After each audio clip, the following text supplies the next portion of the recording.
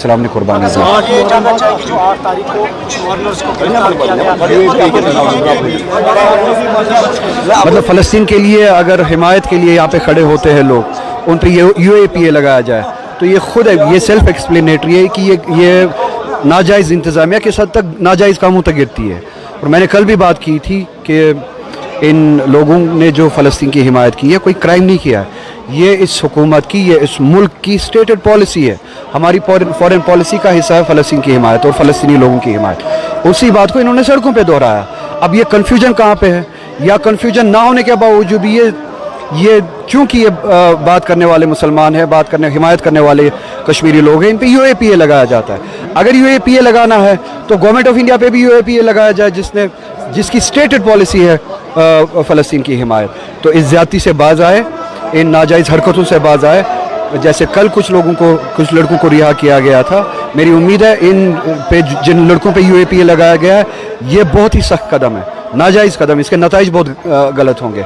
ये क्रिमिनल तैयार करने की कोशिश कर रहे हैं बजाय इसके कि एक माशरे को ठीक करे। इन लड़कों से UAPA हटाया जाए और इन लड़कों को रिहा किया जाए। इन्होंने कोई गुनाह नहीं किया है। फ़लस्तीन की हिमायत हमारे ज़मीर में है, फ़लस्तीन की हिमायत इस मुल्क के फॉरेन पॉलिसी में, फ़लस्तीन की हिमायत इमाम हुसैन अलैहिस्सलाम की जुलूस में।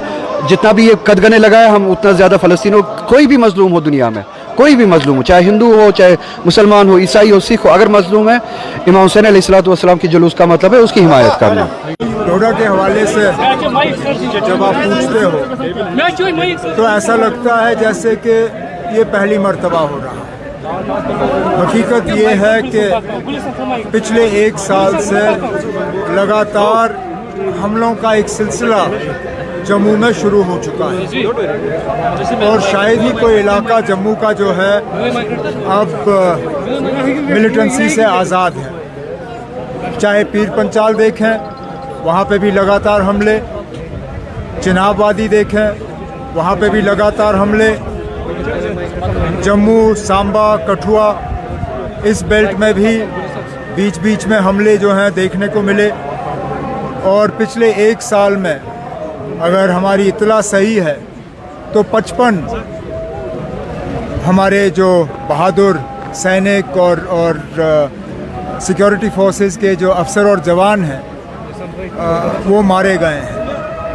इन हालात में हम मजबूर होते हैं पूछने पे कि आखिरकार हुकूमत कर क्या रही है। उन्होंने दावे तो बहुत किए, हर बार जब हमला होता है तो कहते हैं कि militancy is on it's last legs, ये मिलिटेंसी का खात्मा होते हुए हमें नज़र आ रहा है, लेकिन हमें नज़र नहीं आता। इन्हें कैसे नज़र आता समझ में नहीं आ रहा। लगातार ये जो किलिंग्स का सिलसिला रहा है और इसके लिए अभी तक हुकूमत में किसी ने ये नहीं कहा कि इसको रोकने के लिए क्या इक़दाम उठाए जाएंगे। हम उम्मीद करते हैं कि हालात को देखते हुए उन पे काबू लाने के लिए कुछ सही कदम जो हैं उठाए जाने चाहिए और किसी न किसी की तो जिम्मेदारी इसमें ठहरानी होगी। सिक्योरिटी सिचुएशन को कंट्रोल में रखने की जिम्मेदारी किसकी है? उनको अपनी जिम्मेदारी संभालनी होगी। मैं कम्युनल लाइंस की बात नहीं करूँगा। हाँ, ये सही है कि DG साहब ने सियासत में कदम रखे और एक सियासी तकरीर की। बेहतर ये होता कि सियासतदानों को करने दें और जो उनका काम है यहाँ के हालात को बेहतर बनाना, यहाँ पे मिलिटेंसी पे काबू पाना और ये जो लगातार जम्मू में अटैक्स का सिलसिला शुरू हो गया है इसको रोकना। DG साहब से हम ये सुनना चाहते थे कि इसको रोकने के लिए क्या कदम उठाए जाएंगे। सियासत तो चलिए ना, हम सियासतदान जो हैं सियासत हम करेंगे, लॉ एंड ऑर्डर हम नहीं देख सकते, बॉर्डर को सुरक्षित हम नहीं रख सकते, मिलिटेंसी के ख़िलाफ़ हम नहीं लड़ सकते। हालांकि सबसे ज़्यादा कुर्बानियाँ अगर किसी पॉलिटिकल पार्टी ने दी वो नेशनल कॉन्फ्रेंस ने दी, लेकिन मिलिटेंसी के ख़िलाफ़ हम लड़ नहीं सकते। हम अपनी आवाज़ उठा सकते हैं, हम हुकूमत की मदद कर सकते हैं, उनका हाथ बढ़ा सकते हैं, लेकिन मिलिटेंसी के ख़िलाफ़ लड़ना वो DG का काम है। वो अपना काम करे, हमें अपना काम करने दें। मतलब अफसोस की बात है, नहीं होना चाहिए।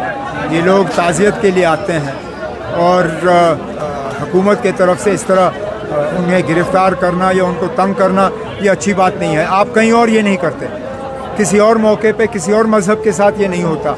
पता नहीं इनको मुसलमानों को इस तरह निशाना बनाना इतना आसान क्यों लगता है। सर लास्ट एक क्वेश्चन सर, जो एलजी को पावर्स दिए गए एक्स्ट्रा पावर्स के बारे में बताएं। ये कौन सी नई बात है, हमें मालूम था ये होगा। और यूटी में यही खतरा है कि पावर जो है वो लोगों के पास नहीं रहता, लेकिन ये कम अरसे कम वक्त की बात है। वज़ीर आज़म, होम मिनिस्टर सबों ने कहा है कि इलेक्शन के बाद जल्द से जल्द जम्मू कश्मीर को रियासत का दर्जा जो है वो वापस दिया जाएगा। हम तो ये उम्मीद करेंगे कि इलेक्शन से पहले जम्मू कश्मीर को रियासत का दर्जा मिलना चाहिए, क्योंकि यूटी तो फेल हो गई है। यूटी जम्मू में फेल हो गई है, मिलिटेंसी के खिलाफ फेल हो गई है, डेवलपमेंट में फेल हो गई है, हर लिहाज से आप देखें यूटी फेल हो